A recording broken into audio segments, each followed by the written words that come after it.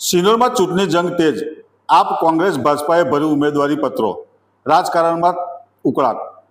વડોદરા જિલ્લાના સિનોર તાલુકામાં સ્થાનિક સ્વરાજ્યની ચૂંટણીને લઈ રાજકીય ગરમાવો હવે ઉકળાટમાં ફેરવાઈ ગયો છે. ઉમેદવારી પત્રો ભરવાના તબક્કામાં જ વિવિધ પક્ષો વચ્ચે શક્તિ પ્રદર્શન અને રાજકીય દાવપેચ તેજ બન્યા છે. આમ આદમી પાર્ટી દ્વારા તાલુકાની ઉતરાદ, પુન્યાદ અને કુકસ બેઠકો સાથે જિલ્લા પંચાયતની સિનોર બેઠક પર કુલ 4 ઉમેદવારોને મેદાનમાં ઉતારવામાં આવ્યા છે.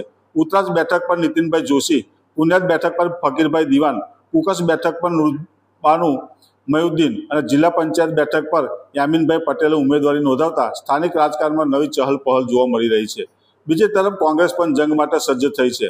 સિનોર તાલુકા પંચાયતની 16 બેઠકો પર કોંગ્રેસના ઉમેદવારો ભવ્ય શક્તિ પ્રદર્શન સાથે મેદાનમાં ઉતર્યા છે.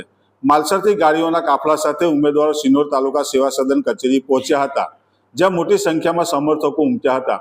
ઉપરાંત સાદલી અને સિનોર જિલ્લા પંચાયત બેઠક પર પણ કોંગ્રેસ પોતાના ઉમેદવારો ઊભા કર્યા છે. ત્યારે ભાજપાએ પણ તાલુકાની 16 અને જિલ્લાની 2 બેઠકો માટેના ઉમેદવારો પત્રો ભર્યા.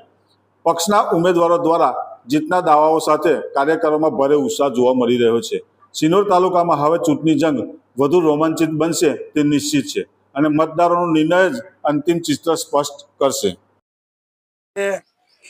આ ભાજપની ભવાઈથી લોકો થાકી ગયા છે, એટલે અમારે ઝંડો ઉચકવો પડ્યો કે ભાઈ આપણે કોંગ્રેસ આવે, અમની સામે રહેવાનું જ છે ને રહેવું પડશે. એટલે આજે મારી ટિકિટ ફાળવી છે કોંગ્રેસે, એટલે મેં આજે ફોર્મ ભર્યું છે અને સમર્થન બહુ જબરજસ્ત લોકોનું છે.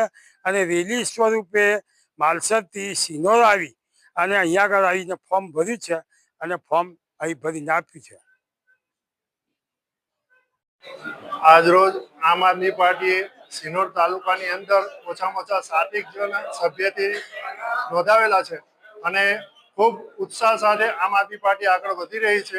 અને આમ આદમી પાર્ટી જ્યારે જનતાના પ્રશ્નો હશે તો આ પ્રશ્નો હલ કરવા માટે કટિબદ્ધ છે. એ રોડ ના હોય, રસ્તા ના હોય, પાણી ના હોય, જનતાને અમે આશ્વાસન આપીએ છીએ કે આવનારા સમયમાં આમ આદમી પાર્ટીને તમે ખૂબ વધારે મતથી વિજય બનાવો અને જ્યારે પણ જરૂર પડશે જનતાને તો અમે એમના પાસે આવીને ઉભા રહીશું. અસ્તુ. જય હિન્દ, જય ભારત.